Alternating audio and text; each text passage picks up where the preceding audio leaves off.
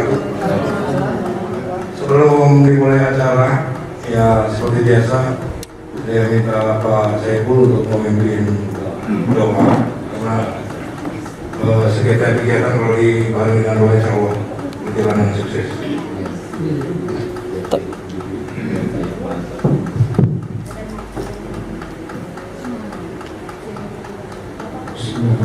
Assalamualaikum warahmatullahi wabarakatuh. Al-Fatihah. Alhamdulillah.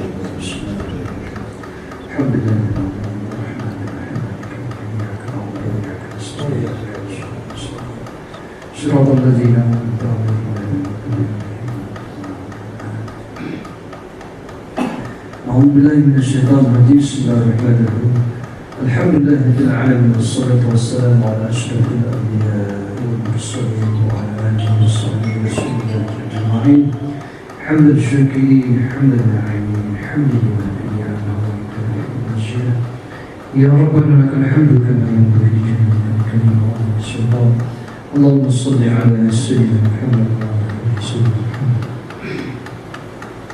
Allahumma anta rabbi la ilaha illa anta khalaqtani wa ana abduka wa ana ala ahdika wa wa'dika mastata'tu a'udzu bika min syarri ma sana'tu wa bika min ni'matika 'alayya wa a'udzu bi dhanbi faghfir li fa innahu la yaghfiru dhunuba illa anta ya rabbal alamin.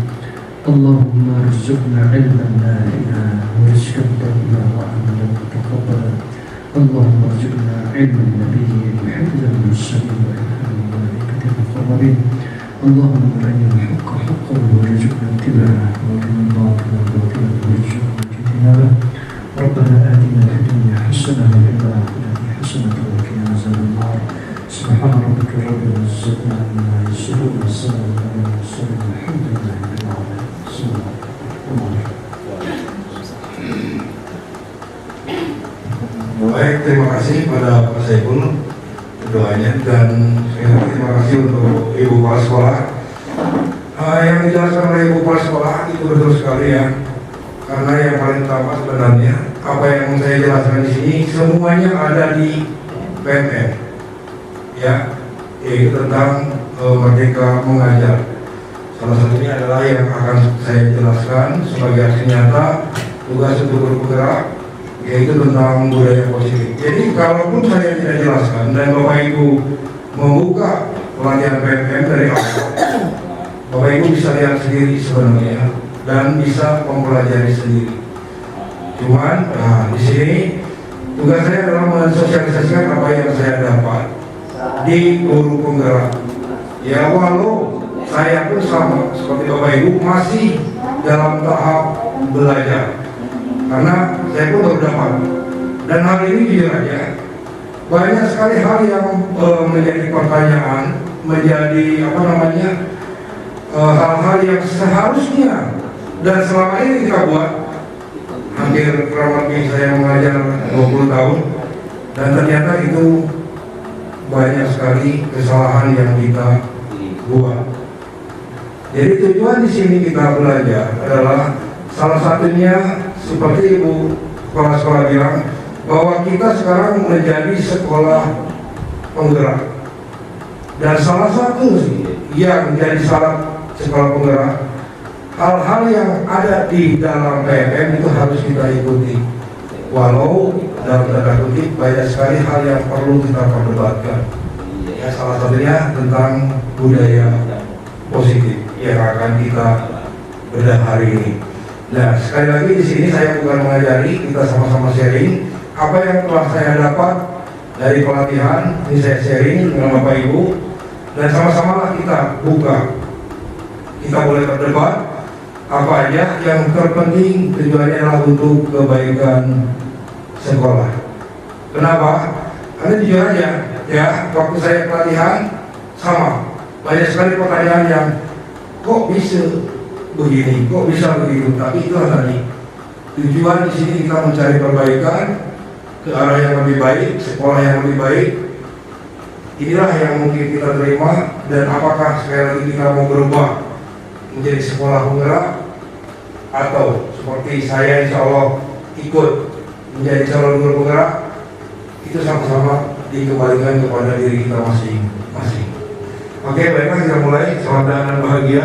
Assalamualaikum warahmatullahi wabarakatuh. Salam damai sejahtera, Om Swastiastu, Namo Buddhaya, salam kebajikan, rahayu untuk kita semua.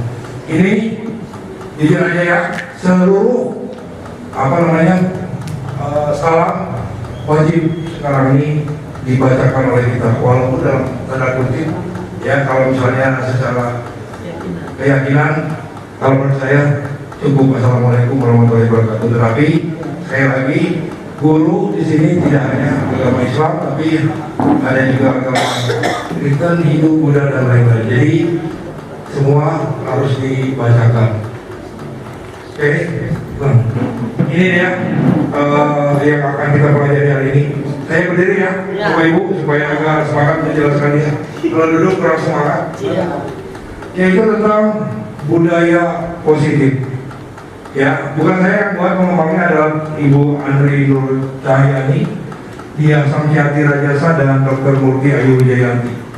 Ini semua adalah instruktur dari nasional. Dan tugas kami adalah mensosialisasikan seperti yang ada di belakang. Itu adalah mewujudkan budaya positif dengan keyakinan kelas dalam proses pembelajaran di lingkungan sekolah. Oke, silakan. Oke, lanjut. Ini adalah anual presentasi yang kita buat. Yang pertama adalah 10 menit perkenalan, komitmen, dan mindfulness. Yang kedua 45 menit sesi saling menguatkan. Kita berbagi rasa, berbagi praktek baik, dan diskusi. Nah, disinilah yang mau saya tekankan, karena kita sama-sama mengajar, sama-sama melaksanakan pembelajaran, sama-sama juga membina peserta didik. Pasti kita punya praktek baik. Yang 20 menit kita nanti tanya jawab, setelah itu selesai kita refleksi. Oke, lanjut.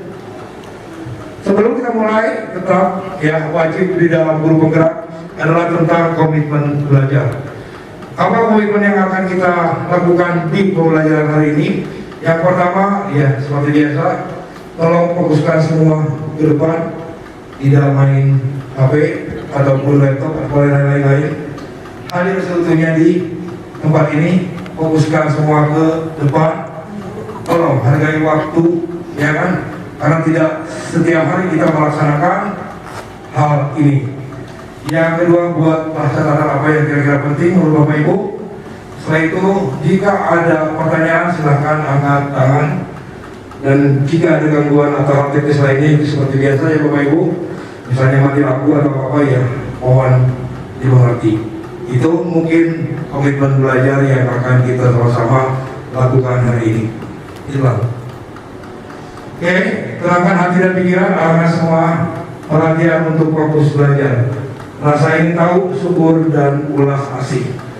Ini kita sama-sama tolong. Ya, sebelum kita mulai belajar, fokuskan semua ke depan. Jangan pikirkan hal yang lain, karena untuk paham dan mengerti apa yang perlu kita rubah, kita perlu fokus. Mungkin itu aja. Silakan. Yuk. Ini adalah kompetisi lulusan yang akan kita bahas hari ini. Modul ini diharapkan berkontribusi untuk mencapai kompetisi lulusan. Bapak Ibu, guru memahami pentingnya kebutuhan belajar dan lingkungan yang memfasilitasi seluruh individu di sekolah agar dapat meningkatkan kompetensi secara aman dan nyaman. Jadi selama kami belajar bergerak, kami wajib, tujuannya ini adalah yang pertama. Yang kedua, nih yang saya laksanakan hari ini, guru mampu menggerakkan komunitas sekolah untuk bersama-sama mengembangkan dan mewujudkan visi sekolah yang berpihak kepada murid dan berlandaskan nilai kebajikan universal.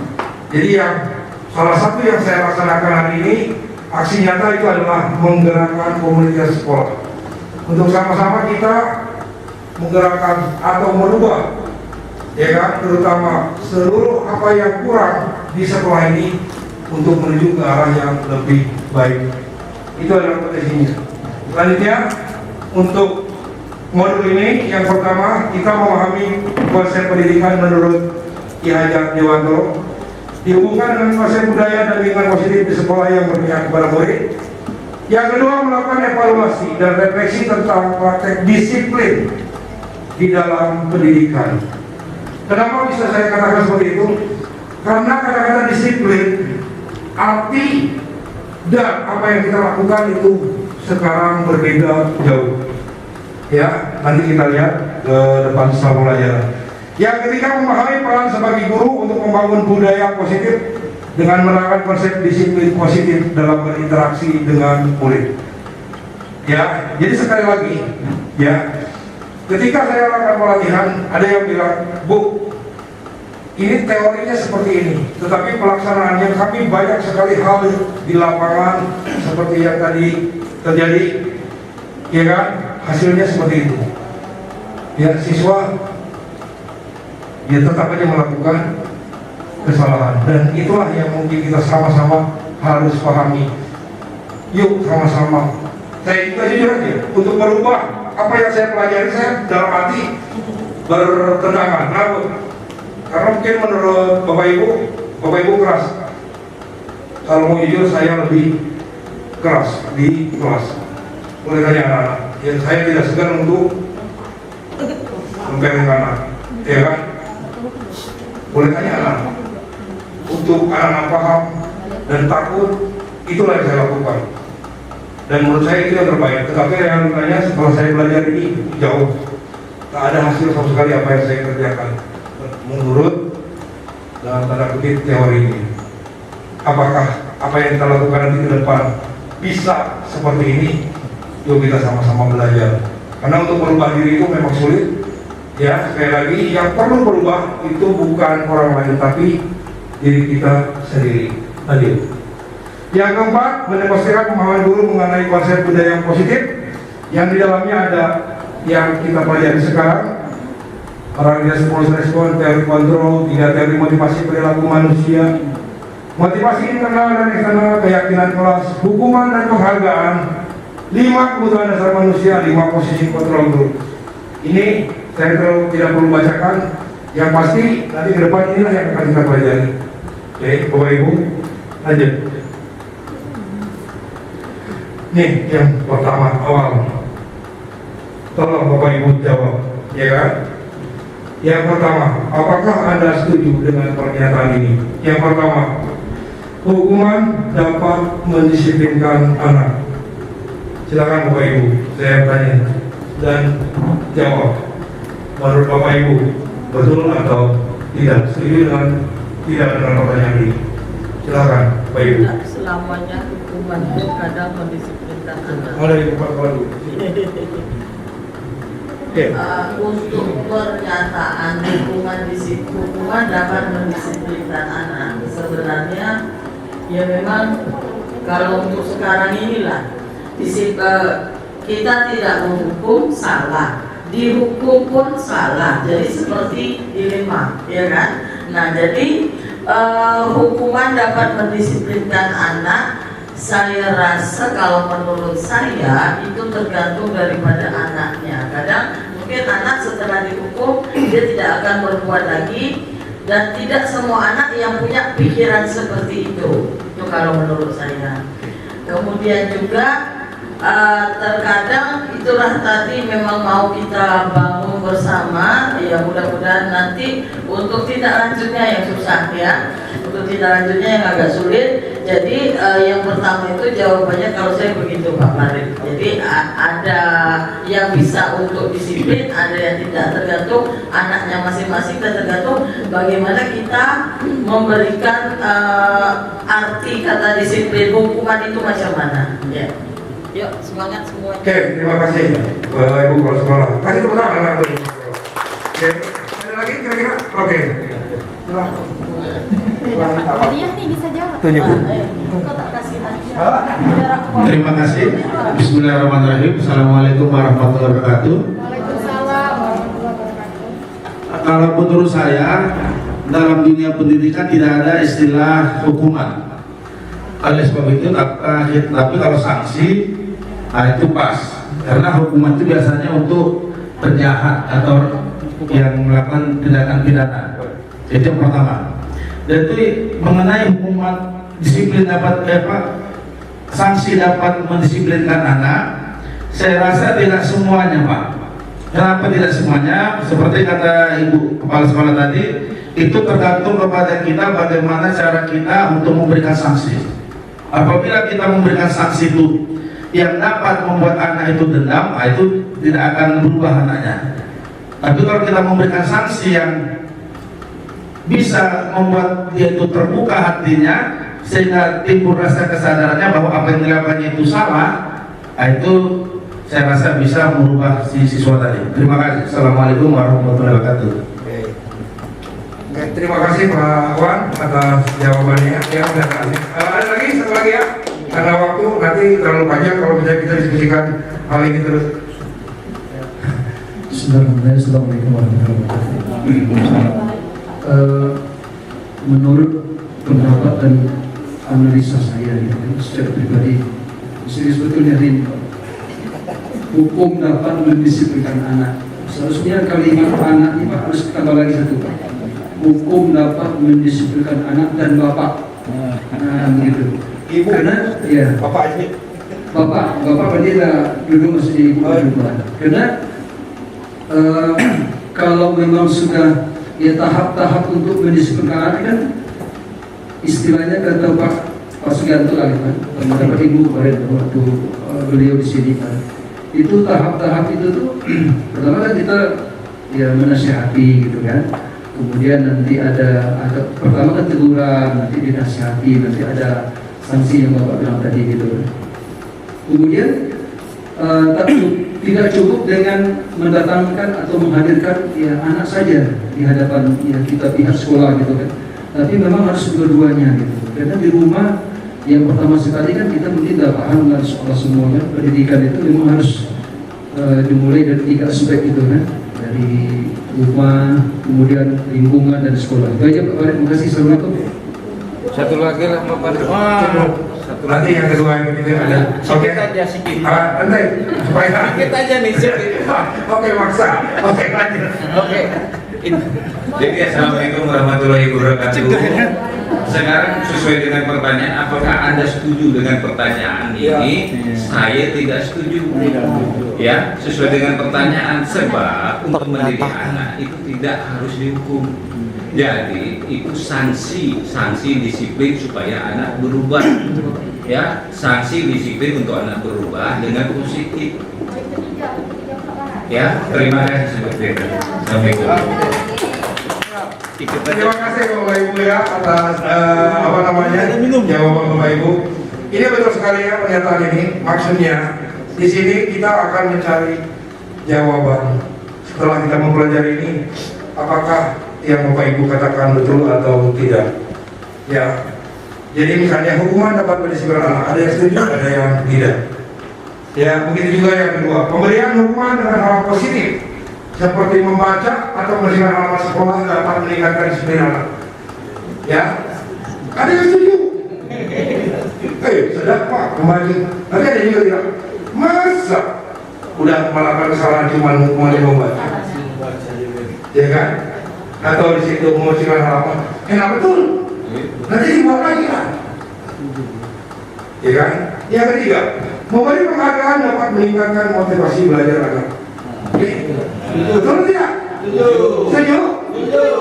Ada yang setuju, ada yang tidak? Ada yang tidak? Setuju. Lakukannya memang. Oke, itu ya. Tapi kita lihat setelah kita mempelajari ini, betul tidak memberi penghargaan ini dapat meningkatkan motivasi belajar anak. Oke, saya kasih contoh sedikit, Bapak Ibu, ya kan? Hanya contoh aja, karena kita pernah melakukannya, misalnya ujian nasional. Ya, di ujian nasional sekolah diberikan penghargaan oleh pusat, ya kan? Mana nilai yang terbaik dan rata-rata terbaik dan lain-lain. Mana anak-anak yang tertinggi dan mana anak yang terendah. Kira-kira berjalan dengan baik atau tidak? Dah, Bapak Ibu bisa menjawab sendiri. Sekolah-sekolah akhirnya ya bergotong royong, ya kan, agar mendapatkan nilai yang baik dan penghargaan yang baik, melakukan berbagai cara,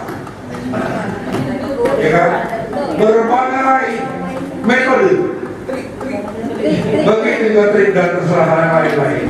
Jadi menurut Bapak Ibu itu meningkatkan motivasi tidak? Nah, itu nanti jawabannya Bapak Ibu kita pelajari ke depan. Ya Bapak Ibu, lanjutlah. Oke, topik dalam aksi nyata ini ada yang perlu kita bahas. Yang pertama, disiplin positif dan nilai-nilai kebajikan universal yang akan kita tuju dari disiplin. Yang kedua, teori motivasi, hukuman, penghargaan, dan restitusi. Yang ketiga, keyakinan kelas. Yang keempat, kebutuhan dasar manusia dan dunia berkualitas. Yang kelima, restitusi atau 5 posisi kontrol guru. Dan yang keenam, segitiga restitusi. Ini yang akan kita pelajari Bapak Ibu. Jadi dalam memecahkan masalah tentang kedisiplinan yang tadi, inilah caranya, ya kan? Nah, apakah ini akan bisa dilakukan atau hal ini dapat menandakan positif? Kita lihat ke depan. Oke, yang pertama, disiplin positif dan nilai-nilai kebajikan universal. Jadi, nih, perubahan paradigma yang pertama, ya, yang perlu pertama kali yang harus kita lakukan adalah merubah paradigma yang sudah betul-betul kita pegang erat. Ya, misalnya contoh kegiatan kepala tangan, ada A dan B di antara 2 orang. Sobek secari kertas kecil, tuliskan benda atau sesuatu yang sangat berharga untuk Anda. Letakkan di salah satu tangan Anda dan genggam benda tersebut dengan segala daya. Buat sebuah kepalan. Setelah itu teman Anda yang lain mencoba dengan sekuat tenaga dengan berbagai cara untuk meminta Anda memberikan benda tersebut. Bisa dengan cara membujuk, mengancam, menghardik, merayu, menyuap, apa saja agar dapat membuka kepalan tangan Anda. Sekarang pertanyaannya, apakah akan Bapak buka yang ada di dalam ini atau tidak? Kenapa tidak? Coba jawab. Pula. Alasannya. Asisten. Silakan. Assalamualaikum warahmatullahi wabarakatuh. Yang dibilang Pak Farid tadi kan, jika kita punya sesuatu, itu kan ibaratnya diri kita sendiri. Sesuatu yang kita punya, jika kita diambil dengan orang lain, tentu kita mempertahankan itu, mau berbagai macam cara, dibujukkan atau diancamkan, tetapi kita tidak memperjuangkan apa yang itu milik kita seharusnya. Tidak harus orang itu mau tahu apa hal diri kita sendiri. Pilih, ambil sendiri. Sekian dari saya, terima kasih. Terima kasih banyak Bu Bulan. Jadi Bu Bulan menjawab mempertahankan.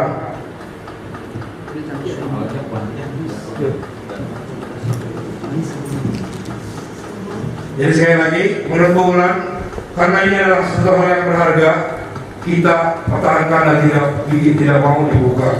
Ada lagi Bapak Ibu? Satu lagi. Menurut Bapak Ibu? Bisa Bapak Ibu? Menurut Bapak Ibu, apa yang terjadi? Bapak Ibu buka atau tidak? Ada? Selain Bu Bulan? Dari Ibu Ibu? Atau Bapak? Silakan Pak. Wan, dibuka atau tidak? Terima kasih. Nah, jadi kalau menurut saya itu tergantung benda yang kita genggam tadi. Nah, yang kedua tergantung kepada cara si teman tadi itu memintanya. Apakah dia dengan cara membujuk? Nah, mungkin kita bisa kasih lihat. Tapi kalau sempat dia dengan cara menghardik, mungkin telah itu jadi Pak. Terima kasih. Oke. Terima kasih Pak Wan. Betul sekali ya. Pertanyaan saya sedikit aja. Jika orang tersebut yang meminta lebih berharga dari yang apa di tangan Bapak Ibu, dikasih atau tidak? Dikasih atau tidak? Sekarang pertanyaan Bapak, pertanyaan saya, teman B yang meminta dibuka lebih berharga daripada di dalam, kira-kira dikasih atau tidak? Dulunya kalau tempatnya ada minta suaminya mana kan? Ayo, dikasih atau tidak? Gila mau jawab. Oke, jawab. Dikasih tidak? Yang lajang dikasih nggak? Dikasih. Oke, jauh. Kira-kira kamu dikasih? Kasih dulu lah, Guru. Ini dok. Ah, kasih dulu. Ya, kenapa dikasih menurut Pak Gilang? Kalau menurut saya kan ini kan tadi di pertanyaan ini benda atau sesuatu. Terus kalau misalnya di B, misalnya ada orang atau seseorang yang meminta kita untuk memberikannya, berarti orang itu spesial. Kalau menurut saya yang meminta itu orang tua pasti dikasih. Terima kasih. Assalamualaikum. Oke, betul sekali. Kan saya sudah bertanya, jika yang meminta itu, ya kan, lebih berharga dibanding yang di dalam, kira-kira Bapak Ibu kasih atau tidak? Nah, itulah mungkin yang harus kita Bapak Ibu. Ya, anggap apapun semua yang di Bapak Ibu punya itu adalah sangat berharga. Ya, tapi ada yang lebih berharga yang harus kita berikan. Siapa? Itu dia, Bapak Ibu. Itulah yang harus kita pahami. Tapi sebagai guru itu yang agak sulit. Kenapa? Saya bilang sulit. Ketika kita ke kelas, motivasi apa yang ingin kita berikan itu betul-betul harus dari diri Bapak Ibu sendiri. Apakah Ibu akan memberikan 100%, 150% atau nolak? Ya, sebenarnya yang penting tugas saya dilaksanakan. Itu sekali lagi tergantung Bapak Ibu masing-masing. Ya kan? Sekali lagi untuk berubah, saya tidak mungkin untuk merubah diri Bapak Ibu, tapi diri kita masing-masing. Lanjut. Sambil mumpung dingin Pak Badi. Perubahan paradigma atau teori kontrol atau teori pilihan, ilusi kontrol. Yang pertama, ilusi bahwa guru itu adalah mengontrol murid. Ini yang harus dirubah. Sekali lagi, tidak ada satupun Bapak Ibu guru yang mampu untuk mengontrol murid. Oke. Yang kedua, ilusi. Yang kedua yang harus kita rubah yaitu bahwa kritik dan membuat orang merasa bersalah itu dapat menguatkan karakter peserta didik. Ya, apalagi yang misalnya ibu-ibu biasanya yang pandai sekali untuk membuat anak merasa bersalah dengan kata-kata. Ya, nah yang pertanyaannya apakah dapat menguatkan karakter? Itu tidak mungkin. Makanya saya bilang itulah ilusi. Ya, tergantung nanya. Semuanya tergantung ya. Oke, yang ketiga, ilusi bahwa semua penguatan positif efektif dan bermanfaat. Ingat, di sini kata-kata semua. Nah, Bapak Ibu, semua penguatan positif dan itu bermanfaat. Nah, tidak semua penguatan positif itu bisa membuat anak berubah. Yang terakhir, ilusi bahwa orang dewasa memiliki hak untuk memaksa. Ya, itu yang harus kita buat. Jadi paradigma yang dulu kesalahan-kesalahan kita di sini karena kita merasa orang dewasa berarti kita punya hak untuk memaksakan kehendak kita kepada peserta didik. Kamu tidak boleh dan terus itu. Ilusi itu khayal-khayal. Ya. Jadi kita merasa bahwa saya ini orang dewasa berarti boleh memaksa peserta didik. Itu salah besar. Itu yang makanya ilusi. Inilah paradigma yang akan kita rubah ke depan. Ya, jujur aja saya juga masih, ya kan, melaksanakan pembelajaran secara memaksa. Kenapa? Karena saya ingin anak-anak semua pandai. Nah, tetapi menurut pemikiran Ki Hajar Dewantoro bahwa itu tidak mungkin. Anak sudah punya kodratnya masing-masing. Pak Saiful itu pandai agama. Saya paksa dia belajar matematik, dan mungkin lebih lagi dibanding peserta didik. Pak, sekarang kurangin dong kata patologi. Hai, tak pernah kok. Oh, sekarang tak pernah. Tak pernah kok. Ya. Jadi sekali lagi, begitu juga saya mengajar IPA. Saya disuruh untuk pandai seni budaya, kayaknya angkatan ngerti itu. Ya, begitu juga Bapak Ibu sama. Nah, menurut Ki Hajar Dewantoro, tugas kita adalah menuntun kodrat yang telah dimiliki anak. Jadi yang perlu kita kerjakan adalah kembangkan apa yang mereka punya. Ya kan? Pak Saiful ini jago agama, kita kembangkan agamanya. Ke Pak Saiful Ya, jangan dia dipaksa untuk harus pandai matematik karena memang tidak mungkin. Ya, ya. Itu maksudnya. Di sinilah yang akan kita betul-betul rubah paradigmanya. Oke. Nah, inilah yang akan kita pelajari hari ini. Ini disiplin positif, teori kontrol, Dr. William Glasser. Anda tidak bisa mengontrol orang lain, hanya Anda yang bisa mengontrol diri Anda. Sekali lagi, bukan kita mengontrol orang lain, yang mengontrol adalah diri Anda sendiri. Sama dengan peserta didik, Bapak Ibu. Mereka bukan kita kontrol, karena apa yang mereka kontrol adalah diri mereka sendiri. Apa yang mereka miliki, apa yang mereka mau, ya mereka buat. Ya, yang kedua, semua perilaku memiliki tujuan. Ini yang mungkin harus kita pahami. Ya, anak-anak melakukan itu pasti ada tujuan. Tak tahu apa. Ya, sekali lagi saya pernah menerima kasus waktu pelatihan. Ada seorang anak pindahan, dia betul-betul tidak bisa diatur. Dia ke kelas, kalau gurunya suka dia duduk, kalau gurunya tidak suka keluar. Berarti anak-anak yang suka keluar itu nggak suka dengan Ya. Setelah itu dia ke kantin. Oleh gurunya ditanya, ini jam pelajaran, kenapa ke kantin? Suka-suka saya lah, Bu. Sekarang ke kantin saya tidak minta duduk ibu, pakai duit saya sendiri. Kenapa ibu yang repot? mati. Jadi Nah, pertanyaannya, kenapa yang begini? Kalau kita kembalikan lagi Pak Farid, kalau seandainya dia ngomong gitu, kita kembalikan omongan dia. Sekarang masuk di sini tujuan apa? Belajar. Kita harus apa? Menaati aturan yang ada di Islam. Aturan itu aturan apa? Jam ini jam belajar, tidak boleh. Nah, itu apa? Pertanyaannya, kenapa dia keluar? Kapan? Ngantuk. Ya. Lapar. Kenapa dia ke kantin? Lapar. Pak, dia tak suka dengan gurunya. Itu kan saya bilang, semua perilaku memiliki tujuan. Iya kan? Betul tak? Nah, kalau tujuan itu sudah didapatkan, kira-kira keluar tidak? Kalau tujuannya sudah didapatkan oleh anak itu, keluar tidak? Misalnya, pertanyaan saya kan, kenapa keluar? Dijawab, saya tak suka gurunya, saya tak ajakin. Oke, kita rubah paradigmanya. Kalau gurunya enak aja, saya kira keluar tak? Masih syukur dia tak suka sama guru, sebab guru tak suka sama dia.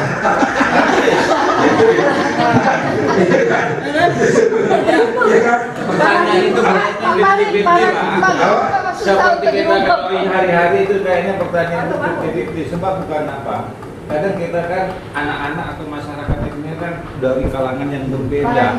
Jadi dari kalangan yang berbeda ada yang anak yang memang tujuannya memang itu. Ada yang kadang-kadang dia tidak.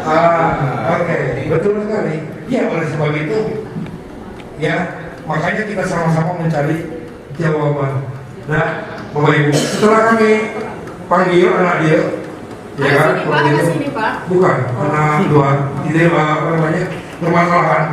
Jadi ditanya oleh guru mereka, ternyata yang pertama masalah dia bapaknya masuk penjara, sudah yang pertama. Yang kedua, setelah itu ibunya sudah pergi kabur. Nah, kalau penjara ibunya kabur. Jadi dia tinggal dengan neneknya. Terus neneknya dipanggil ke sekolah. Tak tahu apa-apa.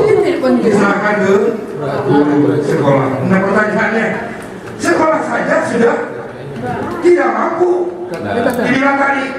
Jadi akhirnya diserahkan ke anaknya. Kata guru-guru, itu mau belajar atau tidak salah. Yang penting saya ajar. Jadi anak tuh kalau gurunya enak itu dia. Kalau gurunya kira-kira enak keluar. Juga aja. Nah, jadi seperti apa? Kalau misalnya satu anak, kalau semua anak seperti itu bagaimana sekolah? Itu masalahnya.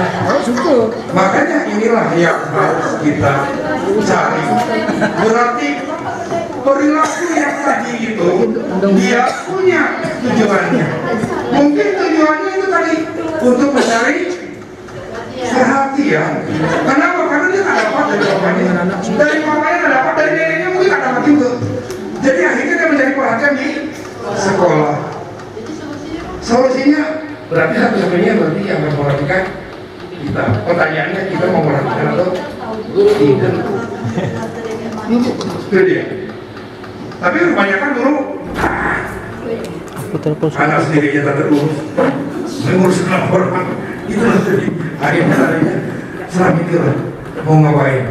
Kalau di misalnya yang kita apakan di sini kan, yang kita terapkan di sekolah, selama proses pembelajaran tak boleh ke kantin. Nah, kayak gitu. Kecuali dia memang betul lapar dan menggigil, betul-betul lapar lah, tak sarapan boleh kita pesan. Boleh tak hal yang seperti itu kita terapkan? Kan karena udah belajar nih kan. Nah, makanya ya kalau memang sekali lagi Bapak Ibu, semua nanti aturan tata tertib dan lain-lain inilah yang akan kita betul-betul diperbaiki. Jadi nanti kita pelajari tata tertib itu tidak lagi kata-kata dilarang, disarankan. Ya, kita cari kata-kata yang lebih halus, misalnya bertanggung jawab atau yang lain. Nanti kita pelajari ke depannya sedikit supaya tidak kita fokus di sini. Yang ketiga, model berpikir win-win. Dan di sini yang harus kita pikirkan adalah win-win, jangan win-lose. Winner semua. Ya, kita harus menang dan anak-anak juga harus menang. Jadi kita sama-sama dua-dua bahagia. Kita ngajar enak, anak-anak menerima juga enak. Ini yang harus kita sadari. Kenapa? Karena biasanya kalau kita ngajar, saya menang, anak-anak ikut. Mau menang kalah serah. Yang penting gue menang. Biasanya seperti itu. Ya kan? Seperti kata Pak Saiful tadi. Ya kan? Metode, model banyak, tapi tetap balik lagi ke ceramah. Ya itu tadi. Jadi modelnya bukan win-win, tapi win-lose. Aku menang, minggu lose. Terserah minggu, paham tidak, yang penting aku ceramah. Ini masalah sini yang harus kita sadari. Ya kan? Bukan lagi win-win jadinya. Ya kan? Anak-anak belum tentu paham, belum. Tapi metode yang saya pakai, ya tetap. Mau metode strategi apapun kembali ke asal ceramah. Dan itu ditanyakan ke anak. Ya, apakah paham? Saya lebih paham Bapak yang ngajar Pak. Lah, balik lagi. Dan lain-lain. Ketika kita anak sudah kreatif, malah dia kembali ke. Berarti ada sesuatu hal yang harus kita ubah dan kita perbaiki. Lanjut. Kolaborasi dan konsensus menciptakan kelanjutan. Yang ini Bapak Ibu yang kita lakukan sekarang ini. Yuk kita sama-sama berkolaborasi. Kita ciptakan pilihan-pilihan baru, aturan-aturan baru yang bisa membuat anak berubah dan terutama kita berubah. Okay. Jadi Pak, Contohnya lah macam mana Pak? Ya nanti kita pelajari ini. Oke, ini baru konsep yang pertama ya. Pak. Baru awal dia. Jadi kayak gitu juga lah Pak ya. Berarti eskul itu harus kita sesuaikan kayak pramuka itu nggak bisa jadi eskul wajib Pak di sekolah ini. Iya. Eskul pramuka nggak bisa jadi eskul wajib di sekolah ini karena nggak semua siswa suka pramuka. Iya. Semua seperti itu Bapak Ibu. Ekstrakurikuler awalnya ya digariskan seperti itu. Tetapi semua itu kembali ke aturan dan tertib. Jadi anak itu Kalau aturan dan tertib kita buat wajib, iya wajib. Tapi kalau misalnya, ya kalau saya waktu sekolah, tak ada diwajibkan pramuka. Pilihan kami sendiri, ekstrakurikuler, ya. Tapi sekarang ada aturan. Berarti nanti Ya, kita tapi udah kurikulum merdeka ini mungkin kembali lagi ke awal. Diserahkan kepada peserta didik. Apakah dia suka atau tidak ya? Kalau dia suka ikut, kalau tidak terus. iya. Oke itu kurikulum. Maka nggak ada yang kabur-kabur kayak tadi. Iya. Selanjutnya, realitas kebutuhan kita berbeda. Kita berusaha memahami pandangan orang lain tentang dunia. setiap orang padahal memiliki gambaran yang berbeda yang tadi saya bilang. Ya kan, pandangan saya dengan Pak Saiful beda. Pandangan saya harus ngajar seperti ini. Kata Pak Saiful tetap harus ceramah. Balik lagi, itu berbeda-beda. Tapi, ada pasti ada sisi positif, pasti ada sisi negatif dan seterusnya. Itulah yang akan kita cari. Perubahan inilah yang akan kita perbaiki. Inilah tujuan dari sekolah penggerak. Ya. Terus teori motivasi. Terus ini motivasi intrinsik dan intrinsik. Nanti kita ke depan. Nah ini yang pasti peta konsep yang akan kita pelajari ke depan. Ya, Bapak Ibu kita lanjut dulu. Apakah makna disiplin? Nah ini yang tadi saya bilang. Kata-kata awalnya berasal dari bahasa Latin disiplina yang artinya belajar.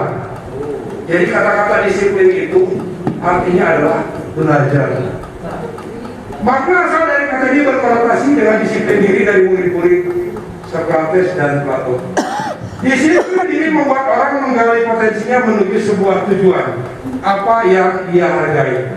Tetapi realitanya sekarang, kalau anak-anak dengar kata disiplin itu yang terakhir. Namun dalam budaya kita makna kata disiplin telah berubah menjadi sesuatu yang dilakukan seorang pada orang lain, sekolah pada peserta didik untuk mendapatkan kepatuhan. Anak-anak harus ikut, wajib, bukan belajar lagi namanya, tapi harus patuh. Ini yang harus kita rubah. Kecenderungan umum adalah dengan menghubungkan kata disiplin dengan ketidaknyamanan. Pokoknya tak nyaman lah kalau dengar kata disiplin. Sama dengan saya ya. Kalau udah dengar harus disiplin, datang cepat, mulai repot, tak nyaman.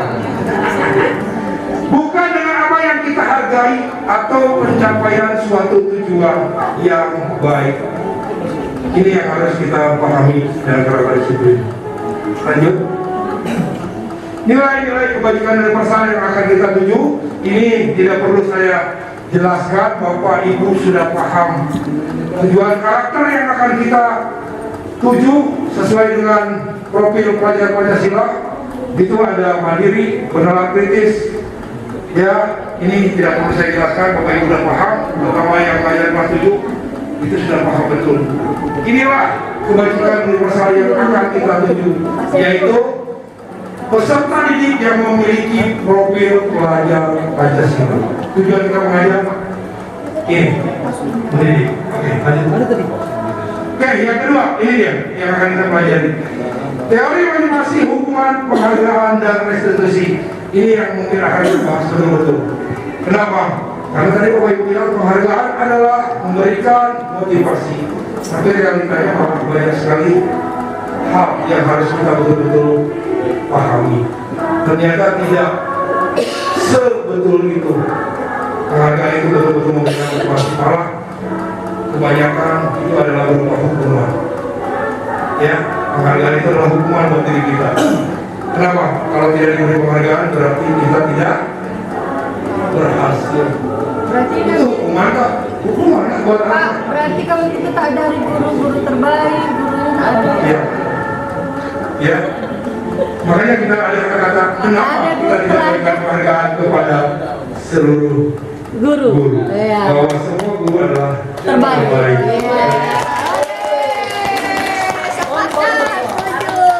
Iya, betul. Kasih hadiah semua kan Ya. Pak? Jujur aja, kenapa? Saya punya kelebihan, tapi banyak sekali kekurangan. Papur, apalagi, ya kan? Kelebihannya banyak, tapi saya yakin dia juga banyak kekurangan. Jadi kalau ditanya oleh saya harus dapat penghargaan, harus kan? Saya juga udah bekerja keras. Papur dapat penghargaan, harus kan? Dia juga udah banyak bekerja keras buat anak-anak dan begitu juga yang lain. Ini pertanyaannya, itulah karena saya bilang bahwa penghargaan sebenarnya adalah hukuman. Makanya di dalam kurikulum 2013 itu sudah ditekankan bahwa jangan ada ranking, tapi karena kebudayaan, nah wajib harus ada ranking. Kenapa? Jangankan kita orang tua itu cerewet. Datang ke sekolah, anak saya lagi berapa Pak? Ibu, udah tidak ada ranking di bergambar 13, tapi tetap, iya tapi kira-kira berapa Bapak? Tidak ada, tapi tetap dia maksa. Nah itulah yang harus kita rubah paradigmanya. Karena memang mereka boleh lagi, makanya sudah dihapus. Tapi tetap kita memaksakan. Ya, kenapa? Karena sudah menjadi budaya. Nah, apakah kita akan merubah atau tidak? Kita sama-sama bahas. Tidak mungkin sesuatu hal yang sesuatu pembelajaran harus langsung kita lakukan, tidak mungkin itu. Tapi kita pelan-pelan. Lanjut. Oke, ini dia. Ya, yang tadi saya bilang. Teori motivasi perilaku manusia, ya kan? Yang paling betul motivasi itu datang jangan dari luar, tetapi harus dari dalam. Inilah yang kita cari Bapak Ibu dari anak, ya, dengan diri kita juga sama. Kalau motivasi eksternal, misalnya contoh, untuk menghindari ketidaknyamanan atau hukuman. Jadi mereka datang cepat. Saya tanya kenapa kok datang cepat, mantap sekali. Kalau terlambat dihukum Pak. Berarti itu motivasinya eksternal. Atau yang kedua, untuk menerima imbalan yang tadi penghargaan, baru dia datang cepat. Kenapa? Kan Pak ada siswa berprestasi Pak. Kalau kita sering siswa teladan, ya siswa teladan dan lain-lain. Nah itu yang kedua, itu tetap motivasi eksternal. Kenapa tidak yang ketiga, untuk menghargai diri sendiri. Jadi ketika ditanya kepada siswa, dia akan jawab, ini kan tanggung jawab saya Pak sebagai peserta didik, bahwa datang harus tepat waktu. Nah ini yang agak sulit. Inilah yang akan kita cari. Walaupun dalam hati kita realitanya tetap, karena dia anak-anak harus kita motivasi secara eksternal, tetapi tujuannya tetap. Disiplin itu harus motivasi internal, bukan lagi eksternal. Jadi seperti aturan, tata tertib yang tadi dibilang oleh Bapak Ibu, itu adalah eksternal. Internalnya tidak kita rubah. Bisa dipahami Bapak Ibu? Oke, lanjut Bu. Dewan Kepala Sekolah yang bilang-bilang. Merdeka menurut pihak Dewan Toro tidak hanya terlepas dari perintah, akan tetapi juga cakap buat pemerintah diri sendiri. Inilah yang agak dalam tanda kutip, ya kan? Kita bilang merdeka, tetapi apakah kita cakap buat pemerintah diri sendiri? Ini yang harus kita cari. Makanya saya sering tanya ke anak-anak, nah, Bapak ini bingung, kenapa? Kalian belajar secara aman, tentram, nyaman di rumah, tapi satu ayat aja Al-Quran susah kalian hafal. Ketemu anak-anak Palestina, dia dalam keadaan perang, setiap hari dengar rentetan senjata, bom dan lain-lain, tapi ya kan, satu Al-Quran mereka hafal. Pertanyaannya dalam itu kenapa? Kok bisa? Apakah kalian akan menjadi hafal Al-Quran kalau dalam keadaan perang? Kalau sekarang kan nyaman seperti ini, kalian jangankan satu surat ayat aja belum tentu hafal. Berat hafal lagi. Coba tengok anak-anak Palestina, kecil-kecil lah udah hafal. Berarti untuk di situ motivasi intrinsik yang keluar dari dalam diri mereka. Kenapa tujuan mereka apa? Sampai bisa satu Quran hafiz. Padahal dalam keadaan berperang. Tapi di sini udah nyaman, kayak AC, kamar, HP, apa ada semua dilayani, tapi sulit. Nah ini yang Bapak Ibu bilang, bahwa merdeka itu tidak hanya terlepas dari perintah, tapi bisa memerintah diri kita sendiri. Ini yang perlu kita bahas. Ya, lanjut Bu. Nah ini yang saya bilang tadi, apakah betul penghargaan bisa memotivasi? Jawabannya dalam tanda kutip, bisa betul, bisa juga tidak. Kenapa? Karena kita dihukum oleh penghargaan sebenarnya. Penghargaan berlaku sama dengan hukuman, dalam arti meminta, membujuk melakukan sesuatu untuk memenuhi suatu tujuan dari orang yang meminta, dorongan eksternal dan ada faktor ketergantungan. Beberapa dampak dari pemberian penghargaan ini, dampak negatifnya Bapak Ibu. Satu, pengaruh jangka pendek dan jangka panjang. Jangka pendeknya itu tadi Bapak Ibu, jadi anak saling iri dengki, ya kan? Jadi akhirnya, oh kamu tuh juara nyontek dan lain-lain. Akhirnya jangka panjangnya dia akan menjadi dendam. Jadi apapun harus saya lakukan agar saya dapat penghargaan, walaupun dalam tanda kutip negatif. Yang kedua, penghargaan itu menghukum yang seperti tadi saya katakan. Ya, karena apa? Kita diberikan dorongan untuk melakukan apapun untuk mendapatkan penghargaan yang di atas. Terus, penghargaan mengurangi ketepatan, tidak lagi tepat. Kenapa? Kalau dia sudah dapat penghargaan, berarti dia sudah cukup. Segini aja saya dapat penghargaan, berarti tidak perlu lagi saya usaha lagi. Kenapa? Udah cukup loh, udah dapat penghargaannya. Karena dia bilang oke. Misalnya, Pak Saiful gambar gunung, 2 biji, gunung. Bapak Ibu sampai guru pulis, keren, mantap. Beginilah harusnya buat gunung. Nanti kenapa Saiful? Oh berarti besok lagi kalau buat gunung, ya gini aja, yang ada bagus, kata Bapak Ibu. Tidak perlu lagi dia nambah yang lain. Gunung apa nih? Gunung jantan, gunung ketiga tidak masalah. Yang penting misalnya, ini hanya contoh. Seperti itu Bapak Ibu. Jadi kan ibu udah dikasih penghargaan, dia udah bagus. Jadi menurut dia ya udah cukup segitu. Padahal dia mungkin bisa lebih baik lagi menggambar. Itu seperti itu Bapak Ibu. Yang ketiga, penghargaan itu tidak efektif. Kebanyakan depan inilah yang akan kita pelajari karena jauh sekali dari efektivitas. Ya, kalau kita beri penghargaan. Yang keempat, penghargaan merusak hubungan. Nah ini dari Bapak Ibu. Ya, kawan yang dekat karena misalnya saya ranking 1, kawan saya ranking 2. Besok kawan saya ranking 1, saya ranking 2. Ada mulai. Wah, ini ada ceritanya. Akhirnya berkelahi dan akhirnya bermusuhan. Seperti itu.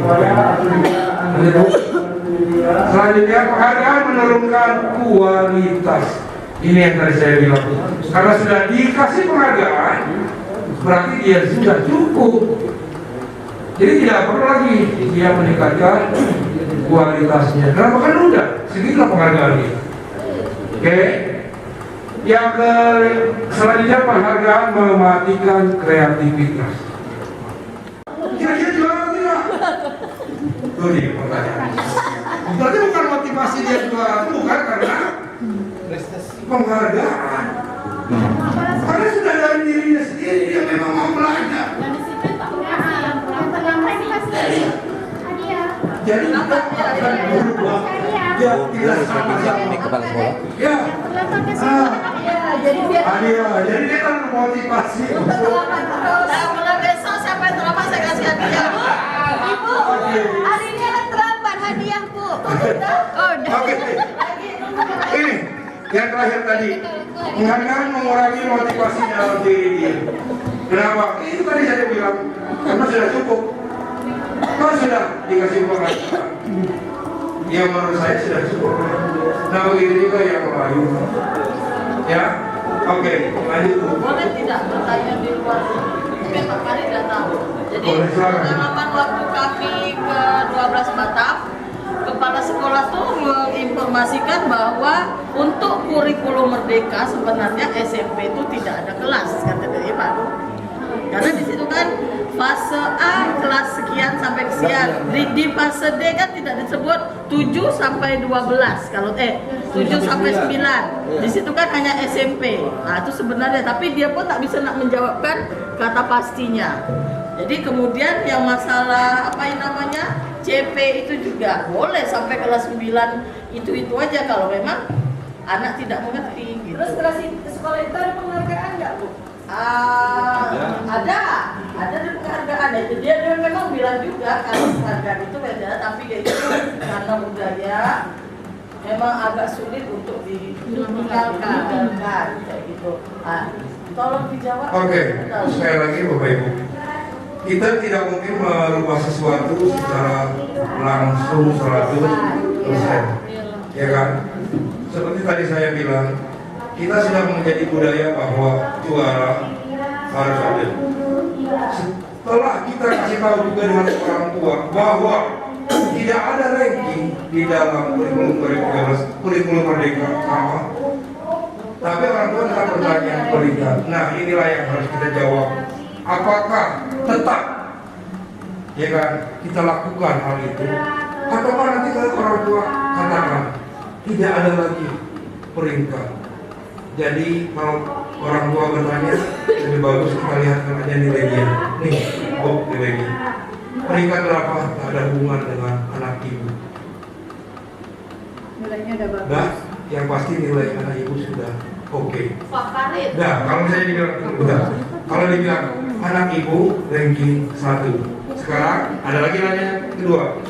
Anak saya ranking berapa? Anak ibu ranking 1. Nanya lagi, anak ibu ranking 1. Nah, tidak bohongan lah sama kita. Iya, kan dipaksa kata saya juga. Pertanyaannya kan sudah dijawab oleh Bapak Ibu. Oleh tadi kan bahwa sudah tidak ada ranking di kurikulum 2013 di kurikulum Merdeka.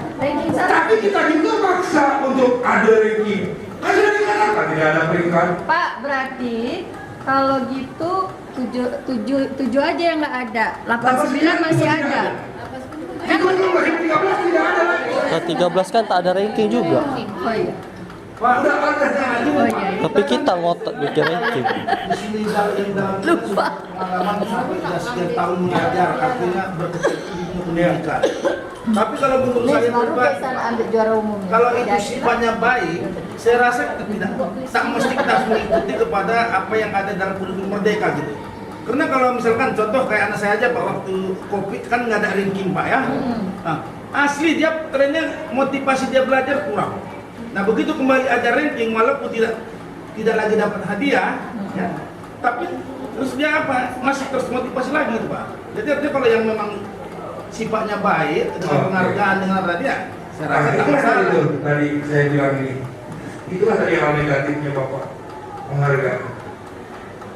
Bapak sendiri tadi yang bilang ketika tidak ada penghargaan, Negatifnya jadi dia yang anak Bapak tidak mau belajar. Berarti penghargaan itu adalah hukuman, bukan lagi. Kalau berarti tidak ada penghargaan tak belajar. Nah itu tadi yang saya bilang hal negatifnya. Kalau tidak dikasih penghargaan, dia malas belajar. Padahal tujuan kita memberi penghargaan bukan itu. Dan ini saya bilang motivasi internal yang perlu kita kembangkan, bukan eksternal. Kalau yang Pak Wan bilang tadi adalah motivasi kalau ada penghargaan baru dia semangat belajar. Nah sekarang saya tadi mau bilang ke Bu Anis tadi, Bu Anis nomor 1 yang juara siapa? Guys, itu dikasih penghargaan, dikasih. Pertanyaannya, kalau dia tidak dikasih penghargaan juara atau tidak? Tetap juara, berarti motivasi dia bukan dari eksternal, dari diri sendiri. Dia memang harus belajar. Itulah yang kita cari Bapak Ibu. Kalau bisa satu kelas itulah mereka tapi namanya anak kan internal. berbeda-beda Pak. Apa? Anak kan berbeda-beda. Iya betul, yang bilang sama. Ya kan tadi bilang kalau yang tadi saya jelaskan, Iya. filosofi Ya nggak dari semua pemikiran sama Ki Hajar kayak Dewantara. Beksa. Bahwa anak-anak itu berbeda. Iya beda. Nah itu, Jadi karena maksudnya- berbeda-beda seharusnya tidak ada. Mereka ingat yang saya bilang tadi, Pak Saiful, dia jago agama, yang lain innalillahi. Kalau ada ranking terakhir, tapi Agama dia nggak satu. adalah ustaz di agama. Coba di matematik. Iya. 2 tambah 2 aja tak tahu dia. Itu dia Bapak Ibu. Jadi kasarnya kalau Bapak Ibu bilang, misalnya Pak Saiful kita ranking di sini, Juara dia terakhir. terakhir. Kasihan lah dia. Biasanya Pak, Apapun begitu. Pak Saiful ya, Bapak ini jago bahasa Indonesia. Ah, Saya suruh dia belajar matematik. Ternyata nilainya jeblok. Kalau di ranking dia ranking terakhir. Padahal dia jago bahasa Indonesia. Jadi guru bahasa Indonesia. Itu deh Bapak Ibu. Susah ya Pak ya. Ya, makanya saya bilang itu tadi. Merubah paradigma itu Nah, yang iya, susah. oke. Bapak Rit, Ubah paradigmanya. Iya, silakan. Bapak dulu, Bu. Jadi sekali lagi, dalam hal ini, ya kan, makanya kita perlu koordinasi, kita sama-sama berkolaborasi, kita sama-sama mencari. Jujur aja saya ketika belajar juga sama dengan Bapak Ibu. Nah, betul tak yang ada? Ya, tentu saya lah ya. Saya di kelas itu jujur aja, saya memaksa ya untuk anak-anak paham. Kalau anak-anak tidak paham, ya saya akan lakukan apapun. Ya, mulai dari yang baik sampai yang tidak baik. tapi itu dulu ya. Ya, tapi setelah belajar ini, saya juga harus paham juga. Kalau saya tidak berubah, ya gitu-gitu ya terus. Ya, realitanya, apakah kita mau berubah atau tidak? Ya, Bapak Ibu, ini sekali lagi kembali. Yuk kita sama-sama cari mana yang terbaik. Ya, saya tidak bilang bahwa penghargaan itu adalah salah, tidak. Di sini kita tidak mencari salah atau benar, tapi kita pahami betul ini adalah hal yang baik atau hal yang buruk. Ya, itu aja. Kita berikan dalam memberikan apresiasi atau penghargaan perlu diingat apakah kita memberi pengakuan secara khusus, memberi pengakuan secara pribadi, semua murid atau bergantian, konsisten atau fokus pada proses. Jadi ini yang perlu kita pahami Bapak Ibu. Ya, yang paling utama mana yang akan kita pilih. Apakah kita memberi pengakuan itu secara khusus yang seperti tadi juara 1, 2, 3, oh tidak ada perubahan dari zaman nun, wow sampai nanti khusus 1, 2, 3. Ya, tidak ada lagi yang lain. Atau pengakuan secara pribadi dari diri kita ke anak-anak langsung. Atau kita ke semua murid bergantian. Hari ini 110, nanti ke depan yang ranking tengah, nanti yang semester depan ranking terakhir. Beri penghargaan mereka supaya tetap semangat bahwa apapun yang mereka lakukan itu pasti ada hasilnya. Itu maksudnya.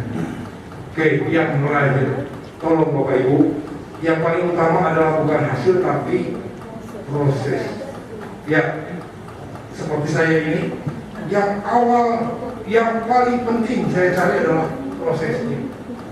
Hasilnya ke depan, iya itu saya serahkan kepada diri saya sendiri, diri Bapak Ibu, dan yang di atas. Apakah yang saya jelaskan ini bisa Bapak Ibu lakukan atau tidak?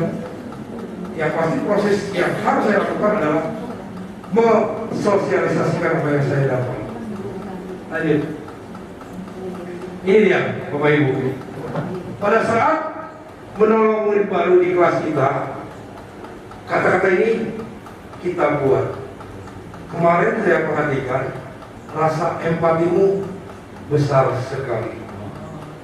Ya, kata-katanya tuh jadi bukan wis mantap, lagi memuji. Oh, berarti Ya. harus bahasa Indonesia. Ya, itu dari kata-katanya. Saya lidah pindah. Ya, terus yang kedua, pada saat kamu membantu teman-temanmu di tugas kelompok, saya menghargai kepedulianmu pada kawan-kawan. Nah, kata-kata itu. Ya. Ya, pada saat kamu mengungut kertas-kertas yang bersihkan lantai, terima kasih untuk rasa tanggung jawabmu. Jadi bukan, rajin betul. Ya, kadang-kadang rajin salah, rajin salah. Kalau saya ngomong, rajin betul. Biasanya namanya lama. Tapi itu tidak baku. Ya, tidak baku. Cuma maksudnya, contohnya seperti ini, Bapak Ibu, ini contoh. Kadang-kadang seperti ini. Jadi tidak lagi langsung ke tempat bahwa kamu mengumpul kertas itu yang utama, tapi garis bawahi tanggung jawabnya, bahwa dia bertanggung jawab. Pak Farid. Ya. Tapi timbul kebohongan nanti Pak Farid. Tulisannya jelek. Wih, cantik betul tulisanmu. Tidak. Jam 10 baru datang kok ya. Bagus sekali. Pada datang enggak? Ya, 2 tahun tidak seperti itu. Kalau misalnya kan tadi saya bilang, ketika kita buat Pak Saiful buat gunung, tadi saya bilang, ketika saya bilang, wah, bagus betul Bapak ini. Itu namanya salah. Ya, malah tak betul. Jadi ketika Pak Saiful bilang, ayo udah saya gambarnya ini di sini. Ya, begitu kan Pak Wan misalnya ini contoh. Ya, tidak bohong. Ini juga apa? Misalnya gini. Pada saat kamu mengumpul kertas yang bersihkan lantai, ketika kita jawab, terima kasih, rasa tanggung jawabmu. Ini kebohongan. Saya tanya Bapak Ibu, ini betul bohong? Ujian. Nah, pada saat kamu membantu teman-teman menulis kelompok, kita jelaskan, Bapak hargai rasa kepedulianmu terhadap kawan-kawan. Ujian ini. Itu apakah merupakan kebohongan? Ya tidak. Ya, ya cuman kan biasanya kalau kita apa namanya kawan-kawan anak bantu kelompok dia ya kita biasa aja. Memang itu tugasmu. Padahal kenapa kita tidak kasih dia? Jadi yang lain ikut. Ya ikut sama-sama peduli. Jadi bahasa ini yang kita ucapkan karena iya kata-katanya. Itulah yang harus kita ubah ya Bapak Ibu. Pelan-pelan tapi ya realitanya ya. Sekarang tergantung Bapak Ibu. Ya. Nah ini Bu. Sekarang Bapak saya minta Bapak Ibu jawab. Nomor 1. Mencatat 100 kali di dalam buku kalimat saya tidak akan terlambat lagi karena terlambat ke sekolah. Ini menurut Bapak Ibu hukuman atau konsekuensi? Ini waktu dulu Pak, saya kenal. Iya. Pawan. 1 buku. Nomor 1. Kira-kira hukuman atau konsekuensi? sampai titiknya. Kalau ini dia ya berbentuk hukuman namanya. Hukuman, bukan konsekuensi. Hukuman. Hukuman. Oke, pertanyaan yang kedua. Lari mengelilingi lapangan basket 2 kali karena terlambat hadir di sekolah. Hukuman atau konsekuensi? Tak ada masalah. Hukuman atau konsekuensi? Ya, nanti kita. Terus yang ketiga, murid diminta untuk push up 15 kali karena tidak menggunakan masker di sekolah. Hukuman atau konsekuensi? Hukuman. Oke. Menggantikan kertas tugas teman yang telah dicoret-coret. Hukuman atau konsekuensi? Konsekuensi. Konsekuensi. Oke. Membersihkan tumpahan air di meja tulis karena tersenggol pada saat belajar. Konsekuensi. Murid disuruh untuk mengenakan sepatu seharian di sekolah karena tidak menggunakan sepatu hitam. Yang ini mantap ini. Murid disuruh untuk mengenakan sepatu. Maksudnya untuk tidak mengenakan, untuk tidak mengenakan sepatu seharian di sekolah karena tidak mengenakan sepatu hitam. Hukuman? Oke. Lari mengenai lapangan basket 2 kali karena terlambat untuk pelajaran PJOK. Apa tuh? Hukuman atau konsekuensi? Konsekuensinya kalau terlambat inilah. Hukuman atau konsekuensi? Kayaknya ada hubungannya juga. Oke, ini jawabannya. Oke, ini dia Bapak Ibu. Ya. Konsekuensi. Ya. Nah, inilah yang kita cari Bapak Ibu. Oleh jawabannya sendiri. Ya. Jadi bukan lagi hukuman kalau bisa yang kita cari, tetapi konsekuensi. Konsekuensinya hal yang penting. Kan semua yang Bapak Ibu lakukan masih ada konsekuensi, bukan hukuman. Itu yang utama. Ya, saya kalau anak pasti ada konsekuensinya. CGP besok. Berarti metode kurikulum lama waktu zaman kita sekolah berarti berlaku juga dalam kurikulum merdeka gitu Pak ya? Yang mencatat 100 kali dalam. Oh tidak, ini hanya contoh. Ini contoh. Ya, ini hukuman. Yang tujuan itu adalah kita tidak. Contoh. Aku teringat satu buku. Oke, lanjut kita. Oke, ini dia. Perbedaan hukuman dengan konsekuensi. Bapak Ibu, sekali lagi, ini perbedaan hukuman dan konsekuensi. Hukuman itu sesuatu yang menyakitkan, membuat anak sakit bisa mati, anak benci, yang selanjutnya memaksa, mendorong anak menyakiti diri sendiri, konsep diri yang buruk, anak belajar untuk berbohong, marah, rasa bersalah, dipermalukan dan tidak dihargai. Sedangkan kalau konsekuensi, sesuatu harus terjadi. Kenapa? Karena Anda melakukan hal yang salah. Sesuatu harus terjadi. Yang kedua, membuat anak merasa tidak nyaman dalam jangka waktu pendek, tidak jangka panjang. Anak menghargai disiplin, stimulus yang lainnya, tanggapan, bukan lagi paksaan. Terus mendorong anak agar mudah menyesuaikan diri, konsep diri yang baik, dan anak belajar mematuhi aturan di konsekuensi. Jadi inilah yang akan kita cari Bapak Ibu. Lanjut, Bang. Nah, ini dia. Inilah yang akan kita coba lakukan, yaitu restitusi. Apa itu restitusi? Proses menciptakan kondisi bagi murid untuk memperbaiki kesalahan mereka sehingga mereka bisa kembali kepada kelompok mereka dengan karakter yang lebih baik. Restitusi juga merupakan proses kolaboratif yang mengajarkan siswa untuk mencari solusi untuk masalah mereka, membantu murid berpikir tentang orang seperti apa yang mereka ingin menjadi tujuan kuliah. Maksudnya jadi kita mencari solusi. Jadi bukan menghukum anak misalnya lari 100 keliling, tidak. Tetapi apa yang harus Anda lakukan untuk memperbaiki hal ini? Tapi ini sudah disampaikan juga.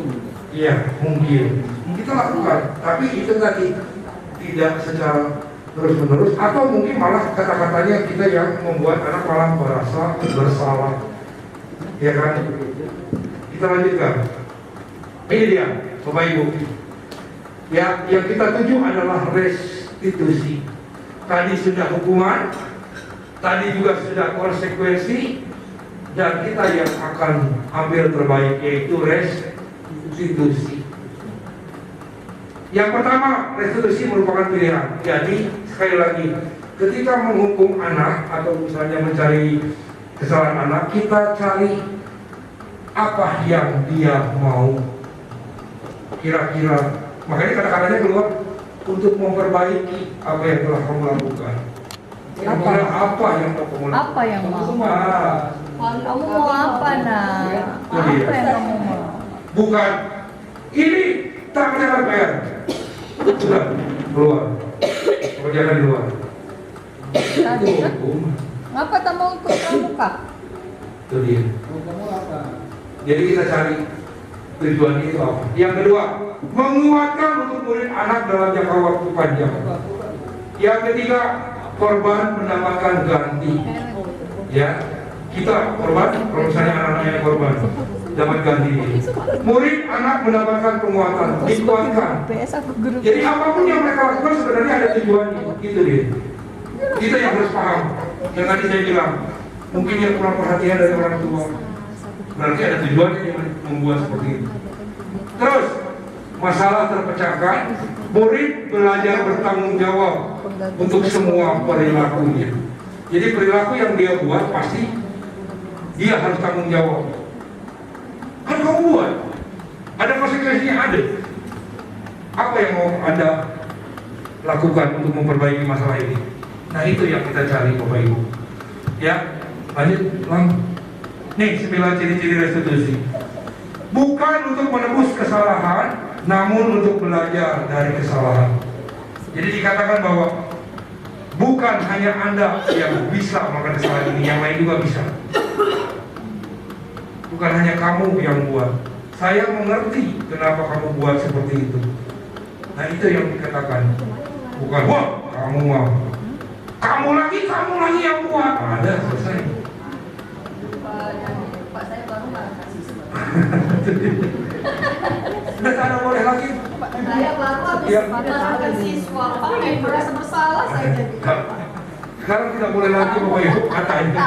Walaupun memang sulit ya. Yang kedua memperbaiki hubungan. Yang ketiga kita menawarkan bukan memaksa. Ini dia. Kita tawarkan apa yang kamu lihat. Ya kan? Keempat, restitusi menuntut untuk melihat ke dalam diri. Restitusi mencari kebutuhan dasar yang mendasari tindakan. Restitusi adalah cara yang paling baik. Restitusi fokus pada karakter, bukan tindakan. Karakternya yang dicari. Sekali lagi, restitusi fokus pada solusi. Dan restitusi mengembalikan murid yang berbuat salah pada kelompoknya. Jadi dikembalikan kepada kelompoknya. Ini 9 ciri. Lanjut. Oke. Yuk, lanjut. Keyakinan kelas. Nih, lanjut. Nah, nih Bapak Ibu. Jadi sebelum semua lari ke disiplin, kan pasti ada tata tertib kan Bapak Ibu. Bapak Ibu masih punya aturan main kan? Contoh di kelas ya, seperti tadi saya bilang. Peraturan tata tertib kita di kelas untuk pembelajaran ini adalah satu, tidak boleh main HP. Kalau ada yang main HP bagaimana? Nah, kita buat dulu sebelum mulai pembelajaran sesuatu hal yang membuat anak-anak yakin, ya kesepakatan bahwa mereka harus lakukan itu semua. Jadi ketika mereka melakukan kesalahan, kita balikan. Tadi kan sudah setuju keyakinan kelasnya. Kita sudah sepakat sama-sama. Makanya itu di awal dan dibuat semua. Ya. Tidak. Iya, sudah ditempel. Oh bukan apa? Oh tidak. Semua kesepakatan kelas itu adalah kelas kalian atau guru mata pelajaran. Tapi keyakinan kelas itu seluruhnya. Iya di SMP 12 Kota masing-masing kelas ada. Iya. Nah seperti ini ya, Ibu, Bapak Ibu. Keyakinan gitu. Ya. Yang sebelah kiri adalah kesepakatan kelas. Dan kenapa? Di situ datang tepat waktu dan mengucapkan salam. Nah, tetapi untuk seharusnya kata-katanya keyakinan kelas yang terbaik adalah kami guru dan murid saling menghormati. Jadi ketika dia tidak menghormati berarti dia telah melakukan pelanggaran keyakinan kelas. Nah itu jadi dibalikan. Berarti kamu tidak menghormati dong, nah gitu. Berarti kamu tidak menyayangi dong, nah seperti itu kalau ada yang kelahi ya, misalnya. Jadi ini yang harus kita buat. Keyakinan kelas setiap kelas harus ada, setiap mata pelajaran ada, dan sekolah juga wajib membuat. Jadi yang kata-kata yang tadi dibilang aturan tata tertib, itu kata-katanya harus diganti. Saling menghormati. Rambut juga begitu. Di situ bukan lagi aturan bahwa rambut harus pendek, tapi kita cari kata-kata yang tepat. Bahwa kita harus menghormati dengan seperti apa. Ini yang harus kita cari aturan. Jadi kata-katanya tidak lagi aturan, tapi kesepakatan, keyakinan semua. Yuk lanjut ini dah. Nah ini dia Bu. Kalau peraturan kalau Ibu buat peraturan, kembalikan buku ke tempatnya, dilarang mengganggu orang lain, hadir di sekolah 15 menit sebelum pembelajaran dimulai, dilarang melakukan kekerasan, dilarang menggunakan narkoba, bergantian atau menunggu giliran, gunakan masker, jangan berlari di kelas atau koridor. Ini adalah peraturan. tapi kita buat perubahan. Aturannya jadi bukan peraturan tetapi keyakinan kelas. Inilah keyakinan yang harus Bapak Ibu buat. Nah, tanggung jawab dengan barang atau misalnya dengan benda yang Anda pinjam dan lain-lain. Yang kedua, hormati orang lain, berkomitmen, ingat kesehatan, menghormati orang lain, bersabar dan lain-lain. Inilah keyakinan kelas yang akan kita buat. Jadi tidak lagi dilarang mengganggu orang lain. Kata-katanya kita ganti sedikit. Ya, Bapak Ibu. Ya, bukan dilarang lagi. Kalau dilarang itu sudah merupakan penghukum. Kalau dia tidak melakukan ini berarti harus ada hukuman. Tetapi kalau kita menghormati orang lain, itu luas. Tujuannya ya itu tadi. Ketika Anda melakukan kesalahan, Anda tidak menghormati orang lain. Nah, itu dia. Itu dia. Oke, lanjut. Nih dia kebutuhan dasar manusia Bapak Ibu yang akan kita lakukan itu. Nih, kenapa mereka melakukan hal-hal yang tadi saya bilang? Ya kan, anak-anak itu melakukan tindakan jauh dari betul atau jauh dari aturan. Karena ini Bapak Ibu, kebutuhan dia tidak terpenuhi. Kalau kebutuhannya terpenuhi, tidak mungkin dilakukan itu. Itu sudah aturan. Ya, Bapak Ibu. Kalau kita kasih sayang, rasa diterima, dua, penguasaan, senang, bebas, bertahan hidup, itu semua kebutuhannya dapat, dia tak mungkin melakukan hal-hal yang lain-lain. Makanya ada perbedaan. Contoh tadi saya bilang, Gaisa, kenapa Gaisa bisa juara? Karena kebutuhan dia sudah dapat semua. Bapak Ibu. Iya, misalnya contohkan. Ya. Yang lain saya kurang. Tapi, ketika dia melakukan kesalahan, ya seperti yang siapa? Kelas 9 saya pun tak kenal. Siapa? Kalisa. Pokoknya yang itu. Ya ini tidak dapat. Makanya ketika misalnya contoh ya, tadi anak-anak tidak ikut kabur. Berarti ada satu hal yang salah, mungkin kebebasannya yang sudah hilang. Dia merasa bahwa kan saya tak suka pramuka, aku disuruh. Tak mungkin. Ya, kalau dia sudah terima ini semua, tak mungkin dia kabur. Ya, ada perubahan sedikit, mungkin. Makanya kita sama-sama kita berkolaborasi menciptakan hal yang baru. Kan kita mau berubah nih. Kurikulum kan udah berubah merdeka. Tapi apakah kita sudah merdeka? Itu masalah dia. Lanjutlah. Ayo. Ini dia Bapak Ibu.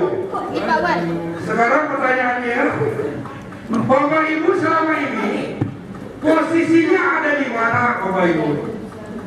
Ada 5 posisi kontrol. Yang pertama, 1, penghukum. 2, pembuat orang merasa bersalah. 3, sebagai teman. 4, sebagai pemantau. Atau 5, sebagai manajer. Pertanyaan saya Bapak Ibu, dari ke-5 posisi kontrol ini yang sering Bapak Ibu lakukan yang mana? Semua. Ayo, yang sering saya bilang. Penghukum. Oke, ini dia. Sama dengan saya ini. Jujur aja. Selama ini yang saya buat adalah sebagai penghukum. Apa yang tidak dibuat oleh anak harus dikasih sanksi. Wajib itu. Kenapa? Karena memang saya punya aturan. Makanya kita buat sebagai penghukum. Padahal seharusnya Bapak Ibu, ya, bahwa kita seharusnya yang kita tuju adalah yang nomor 5 sebagai manajer. Inilah tugas Bapak Ibu. Bukan lagi sebagai penghukum, bukan lagi sebagai pembuat orang merasa bersalah, tapi buatlah sebagai manajer, ya, Anak buah dengan atasan. pemimpin. Ya, Bapak Ibu kan pemimpin. Dari memang. Di kelas Bapak Ibu yang memimpin, betul nggak? Nah, kenapa menghukum? Manajer. Jadi kan ibu bosnya, bapak bosnya. Itu berarti kan manajer. Iya. Kita buatlah sebagai manajer. Jadi kurikulum mereka tuh itulah. Ya. Tujuan dari kurikulum merdeka itu adalah ini. Oh jadi Pak. Jadi bapak ibu guru menjadi Pak berarti manajer. bapak saya alasannya kenapa sering terlambat. Manajer bisa kan? Itu kan kesalahan ya Pak ya. Nanti itu Bu, kita belajar seketika diskusi. Nah ini lihat Ibu. Ya kita lanjut nah, supaya paham. Nih, Yang tadi Ustaz. apa yang mana? Yang tadi manajer. Manajer lagi manajer. Iya itu tadi. Ini tujuannya, ini tujuan kita ya. Sebagai manajer posisi kontrol kita kan. Kenapa? Karena kebanyakan kita itu sebagai penghukum anak-anak, ya kan? Atau membuat orang merasa bersalah. Anak-anak itu langsung itu. Kata-katanya ini berceramah dan mengatakan seharusnya atau ibu kecewa dengan kamu ini. Itu tak boleh Pak. Oh tak boleh. Tak boleh. Saya sering kayak gitu. Sedih gimana? Ibu. Hari ini Ah itu dia. kecewa. Tak boleh. Mas kemarin Jadi bahasa manajer coba. Ya itu tadi tuh. ibu itu kesalahan Kata-kata yang tadi saya bilang, apa yang Bapak Ibu yakini? Terus, bagaimana kalian memperbaiki hal ini? Kan sudah melakukan kesalahan kan? Ditanya kenapa buat seperti ini? Dan apa yang akan Anda buat untuk memperbaiki kesalahan ini? Aku habis dipanggil anak-anak. Kita coba. Ya, Pak? Ya, coba. Saya jujur aja ya. Kemarin melakukan aktivitas praktek langsung dengan siswa semua ketahui. Kenapa kan biasanya langsung main kelompok aja. Itu banyak lebih sabar nih Pak. Iya Pak, sekarang lebih banyak bersabar. Ya, biasanya sih kok. Merdeka mau membuat Pak Farid berubah. Tapi itu tadi, sekarang ini kan dari nah, benar. Tapi saya pulang aja tadi. Ya kami buat video kan pakai. Seperti itu Pak. Anaknya ketahui. Bapak di rumah juga. Ya, ditanya, Bapak ngaku. Rene, berarti kebohongan kan?